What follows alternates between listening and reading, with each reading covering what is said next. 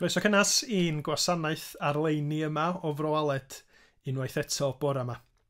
Braf iawn cael eich cwmni chi, a da ni'n gweddio y cawn ni fendith unwaith yn rhagor, lle bynnag yr ydych chi, pryd bynnag yr ydych chi yn gwylio hwn, wrth i ni addoli Duw hefo'n gilydd, gwrando ar ei airo pan fyddwn ni yn parhau trwy yn cyfres yn llythyr Paul at y Philipiaid.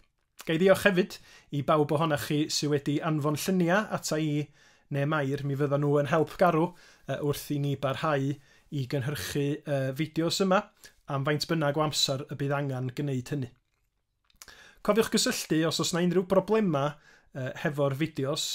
Yn amlwg, allai ddim helpu chi os na problem hefo'r we ydi o, ond cofiwch bod na fodd i chi gael y gwasanaethau yma trwy y gyfrwng DVD, dim ond i chi ofyn, a da ni eisiau gwneud be allwn ni i'ch helpu chi.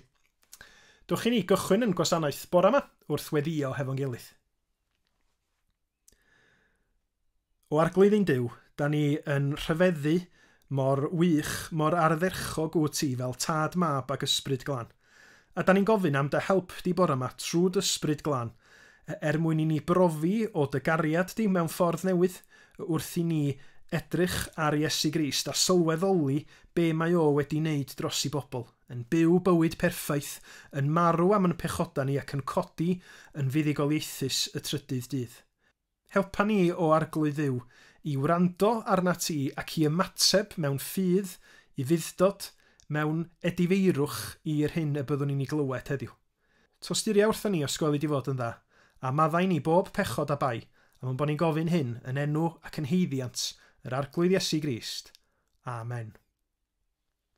Mi wn i bod nifer ohonach chi fel arfer yn cymryd rhan yn wythnos Cymorth Cristnogol yr wythnos yma. Ond wrth gwrs, dan y cyfyngiadau yr ydyn ni'n byw yn nhw, fydd nifer o'r rheini ddim yn bosib yn y ffordd arferol pryn bynnag. Ond os oes gennych chi ddiddordeb, mae yna wybodaeth i'w gael ar wefan Cymorth Cristnogol am i roi ddolen i chi fynd i weld be sy'n mynd ymlaen yr wythnos yma.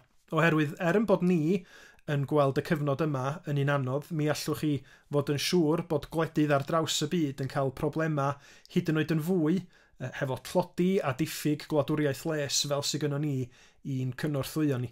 Ac felly mae elusenna fel Cymorth Cristnogol, TFN a rhai eraill gymaint o angen yn cymorth ni rwan ac erioed dwi'n siŵr. Dowch i ni barhau yn yn haddoliad heddiw yma wrth i ni ganu un o emyna Williams Pantycelyn, emyn rhif 516 yng Nghaneuon Ffydd.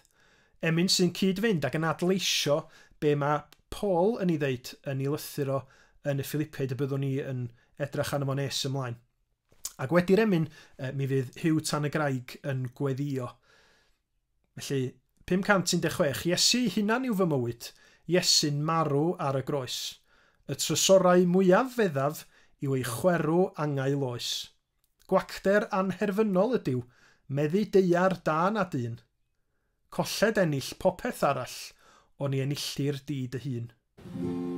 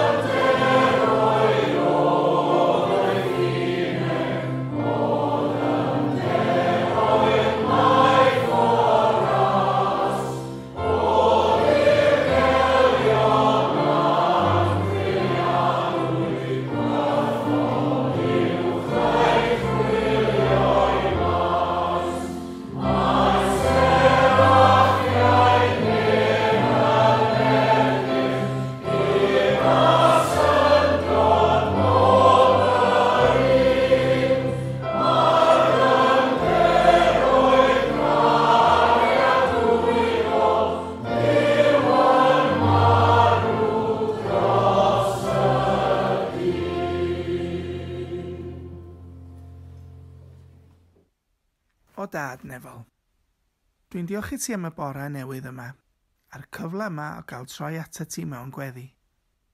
Ac yn diolch i ti o dad bod ni yn gallu cyflwyno bob dim sydd ar ein calonna a'n meddyliau i ti.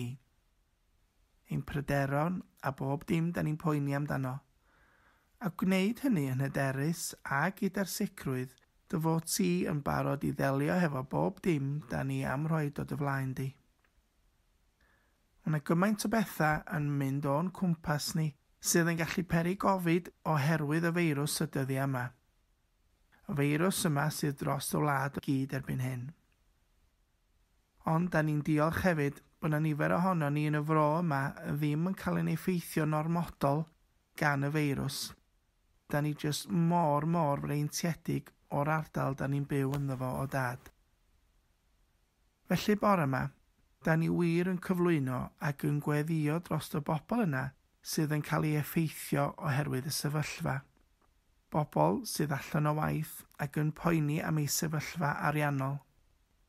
Y teuluoedd yna sydd yn cael ein anodd rhoi bwyd ar y bwrdd bob dydd.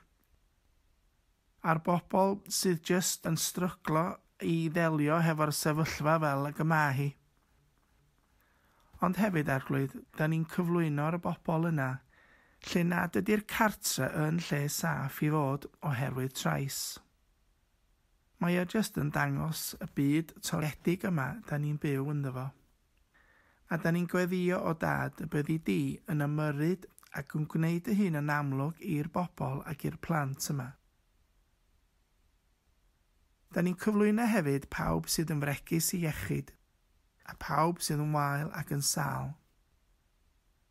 Da ni'n cyflwyno'r bobl yna sydd mewn galar ar ôl colli anwyliad, ac yn methu dod at ei gilydd efo'i teulu a'i ffrindiau i gysuro ac i dderbyn cysur. Da ni'n diolch am pawb sydd yn gofalu. Y gofal yma sydd wedi cael ei gymryd mor ganiataol dros blynyddoedd. Da ni'n diolch yn arbennig am y doctoriad a'r nyrsys, o gofalwyr mewn cartrefi preswyl. Am y bobl yna sydd wedi ffeindio yn eu calonna i fod yn gymwyn asgar ac yn meddwl dros eraill. Yn union fel yr wyt ti o dad am i ni fod, a fel yr oedd dy fab Iesu yn dangos ac yn dysgu i ni wneud. Mae o'n teimlo bod yna gysgod tywyll dros bob dim ar hyn o bryd. Ond trwyddo ti, y mae yna oleuni a gobaith, a mae'r gobaith a'r goleuni yna i bawb sydd am droi ata ti.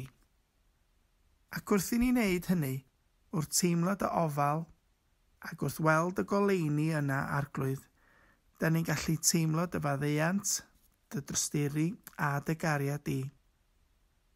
A mae'r cariad yna yn para ymhell ar ôl ein dyddiau ni ar y ddaear yma.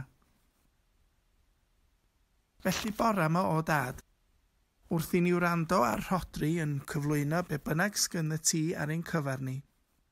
Helpa ni i wrando ac i foli hefo'n gilydd, ond helpa ni hefyd arglwydd i deimlo y tangnefedd yna sydd yn dod oddi wrth y ti ac wrth i ni ddod yn nes ata ti. A da ni'n gallu gofyn bob dim arglwydd, yn enw hyfryd dy fab Iesu Grist. Amen. Erbyn hyn, da ni di cyrraedd yr ail fis o gyfyngiadau oherwydd y feirws. A neb yn siŵr iawn faint yn fwy y bydd y cyfnod yma'n parhau. Yna lot o sylw wedi bod yn y wasg y dyddiau dwytha ynglyn â pryd yn union fydd cyfyngiadau'n cael eu llacio ac yn lle a phwy fydd yn gwneud y penderfyniadau hynny. Ond i Gwener mi ddoth y datganiad gan Brif Weinidog Cymru y bydd cyfyngiadau'n parhau yng Nghymru am 2 wsos o leia, be bynnag fydd yn digwydd yr ochr arall i glawdd offa. Ac yn ystod yr holl drafodaethau ynglyn â pwy sydd yn deud a pwy sydd yn penderfynu ar be, mi ddudodd Nicola Sturgeon, Prif Weinidog yr Alban, rhywbeth nath yn haro fi.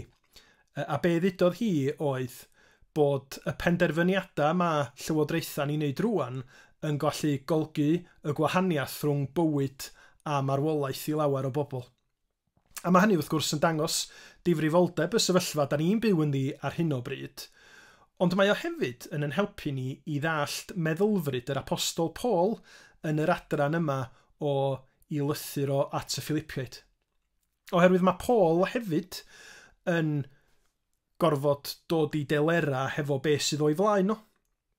Mae o'n sylweddoli y peryglon mae o yn ei wynebu, mae o wedi cael ei garcharu, a mae o yn ansicr be fydd yn digwydd nesaf. Mi allaf o gael ei ryddhau, a pharhau deithio gwmpas i bregethu'r Efengil, neu mi allaf o gael ei ddienyddio fel gymaint o'r Cristnogion cynnar eraill a'r arglwydd Iesu Grist ei hun. Ac wrth bwyso mesur y pethau yma, mae o'n rhannu i feddylia yn onast hefo'r Philipiaid. Ac wrth wneud hynny, mae o'n mynegu un o'r datganiadau mwyaf cofiadwy o ffydd bersonol gan Gristion. A dwi am ddarllen felly o Philipiaid, penod gyntaf, ac adnodau 12 i 26. Yr wyf am i chi wybod, gyfeillion, fod y pethau a ddigwyddodd i mi wedi troi yn hytrach yn foddion i hyrwyddo'r Efengil. Yn gymaint a'i bod wedi dod yn hysbys trwy'r holl praetorium ac i bawb arall mae mwyn Crist yr wyf yng ngharchar, a bod y mwyafrif o'r cyd-gredinwyr, oherwydd i mi gael fy ngharcharu, wedi dod yn hyderus yn yr arglwydd, ac yn fwy hi o lawer i lefaru'r gair yn ddiofn. Y mae'n wir fod rhai yn pregethu Crist o genfigen a chynnen, ac eraill o ewyllus da. O gariad y mae'r rhain yn coeddi Crist, gan wybod mae i amddiffyn yr Efengil y gosodwyd fi yma. Ond y mae'r lleill yn gwneud hynny o gymhellion hunanol ac am hir, gan feddwl peri gofid i mi yng ngharchar. Ond pa waith? Y naill ffordd neu'r llall, prynau mewn rhith yn tei mewn gwirionedd, y mae Crist yn cael ei gyhoeddi, ac yr wyf yn gorfoleddu yn hyn. Ia, a gorfoleddu a wnaf hefyd, oherwydd mi wn mae canlyniad hyn ar bwys i'ch gweddi chwi a chymorth ysbryd Iesu Grist fydd fy ngwaredigaeth. Am hyn, yr wyf yn disgwyl yn eiddgar, gan obeithio na chaf fy nghywilyddio mewn dim, ond y bydd Crist, yn awr fel erioed, trwy fy ngwroldeb i, yn cael ei fawrygu yn fy nghorff i, pryn bynnag ai trwy fy mywyd a'i trwy fy marwolaeth. Oherwydd i mi, Crist yw byw, ac elw yw marw. Ond os wyf i barhau i fyw yn y cnawd, bydd hynny'n golygu y cafffrwyth o'm llafur. Eto, ni wn beth yw ddewis. Y mae'n gyfyng arnaf o'r ddeutu, y mae arnaf awydd ymadael a bod gyda Christ, gan fod hynny'n llawer iawn gwell. Ond y mae aros yn fy nghawd yn fwy angenrheidiol eich mwyn chwi. Rwy'n gwybod hyn i sicrwydd. Aros a wnaf, a pharau aros gyda chwi oll i hyrwyddo i'ch cynnydd a'ch llawenydd yn y ffydd. Mwyn i chwi yn ffrostio fwyfwy yng Nghrist Iesu o'm hachos i pan ddof yn ôl atoch. Amen. Un o'r pethau braf am y cyfnod yma ydy cael cyfla i gael sgwrs hefo hen ffrindiau, neu aelodau o'ch teulu nad ydych chi yn cael cyfla fel arfer i siarad hefo nhw. Ac yn aml iawn pan ydych chi'n cael y sgyrsiau yma, mae o'n cynnwys rhyw fath o ddiweddariad ynglŷn â sut da ni, fel unigolion neu fel teulu, yn dygymod ar sefyllfa fel ac y mae ar hyn o bryd. Sut mae'n effeithio ar eich bywyd chi, eich teulu chi ac yn y blaen. Ac i ryw radda, dyna da ni'n gweld Paul yn ei wneud o adnod 12 ymlaen yn ei benod gyntaf. Mae'n rhoi rhyw fath o update diweddariad i ni o sut mae pethau arno fo, ond yn annisgwl, dydyn ni'n cael unrhyw fath o fanylion ynglŷn â sut mae pethau iddo fo yn y carchar. Dim sôn am sut mae wedi cael ei drin, dim sôn am sut mae iechyd o na be fasa yn digwydd nesau iddo fo. Ydy o yn mynd i fynd o flaen i well o fewn wythnos, mis, da ni'n gwybod. Ond nid gwrthod siarad amdano fo ei hun achos rhyw swildod mae Paul, ond be mae o'n neud fel dydys i yr wythnos diwethaf, be mae o'n neud ydy gweld y cyfan o'r safbwynt lle mae Iesu Grist a'r newyddion da am Iesu Grist yn ganolog i bopeth. hyd yn oed yn ei amgylchiadau a'i ddioddefaint o. A mae o'n rhaid adroddiad calonogol o'i garchariad, achos i fod o'n ymwybodol bod hynny yn fodd i bobl eraill glywed am Iesu Grist. Mae o'n rhestru milwyr y Praetoriwm, gwarchodlu cesar maen nhw wedi dod i glywed am Iesu Grist, ac yn fwy na hynny, achos i fod o yn y carchar yn rhannu'r efengil hefo pawb sy'n dod yn agos ato fo, mae Cristnogion tu allan sydd yn rhydd yn cael hyder o'r newydd o weld nad ydy Paul wedi newid dim. Mae o'n dal a'i fryd ar rannu'r efengil, a maen nhw wedyn yn fwy parod i wneud hynny i hunin. Does ddim carchar yn gallu stopio newyddion da Iesu Grist, a mae hynny yn wir heddiw hefyd. Bod capeli ag eglwysu ar gai, does na ddim byd i stopio gair Duw rhag mynd ar led. A fel mae yna rhai ymwelwyr yn gwbl benderfynol o ddod i Eryri a dreifio cannoedd o filltiroedd gweitha pob rhwystyr a rhybydd, mae Paul yn gwbl benderfynol i'r newyddion da am Iesu Grist gael i ledaenu. Dyna sy'n dod gyntaf iddo fo trwy'r amser. Hyd yn oed pan mae o'n clywed am bregethwyr sydd yn pregethu mwyn gwneud niwed i Paul ei hun efo cymhellion hunanol, dydy Paul yn malio dim. Mae o'n hapus, mae o'n deud i fod o'n gorfoleddu hyd yn oed, achos bod yr newyddion da yn mynd ar led.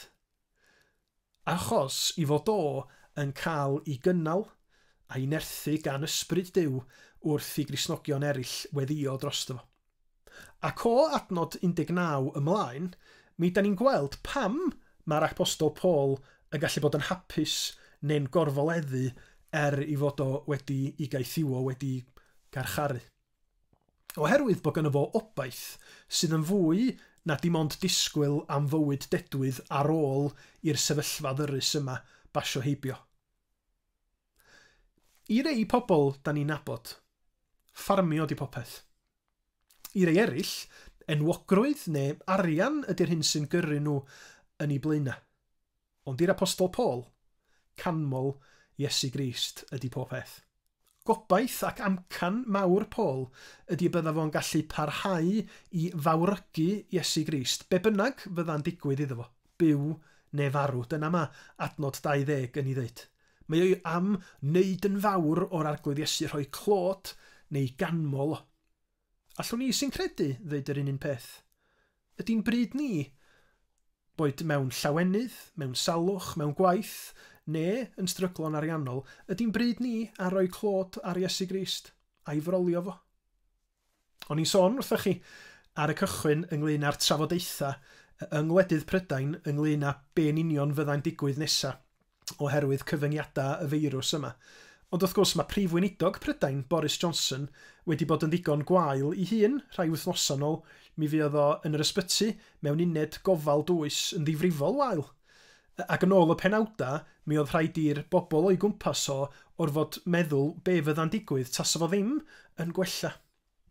Wrth i ni droi at lythyr Paul at y Philipiaid, da ni'n gweld bod Paul ei hun wrth grybwyll bywyd a marwolaeth yn pwyso a mesur o ddifri be oedd yn debygol o ddigwydd iddo fo.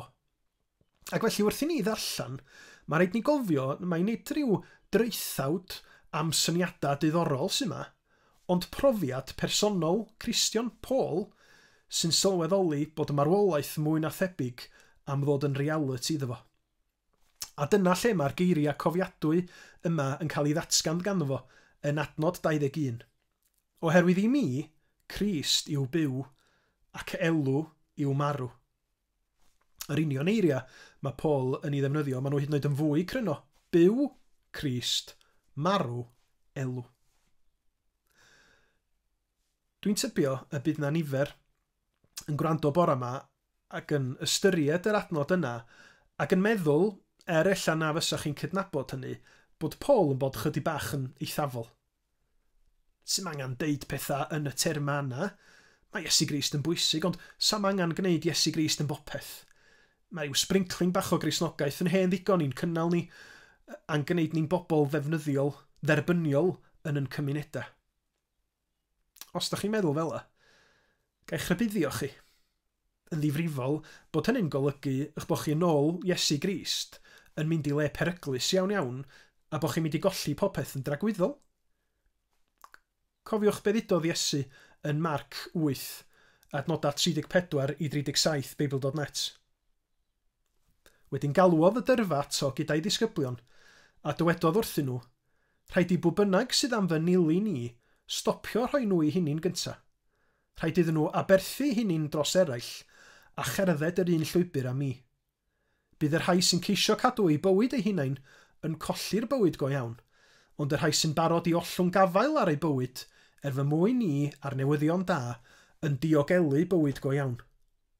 Be di'r pwynt o gael popeth sydd gan y byd i'w gynnig a cholli'r enaid? Os gynnwch chi unrhyw beth sy'n fwy gwerthawr na'r enaid? I fynd yn ôl at eiria Paul, ydyn ni'n tybio bod o wedi cael digon ar fyw?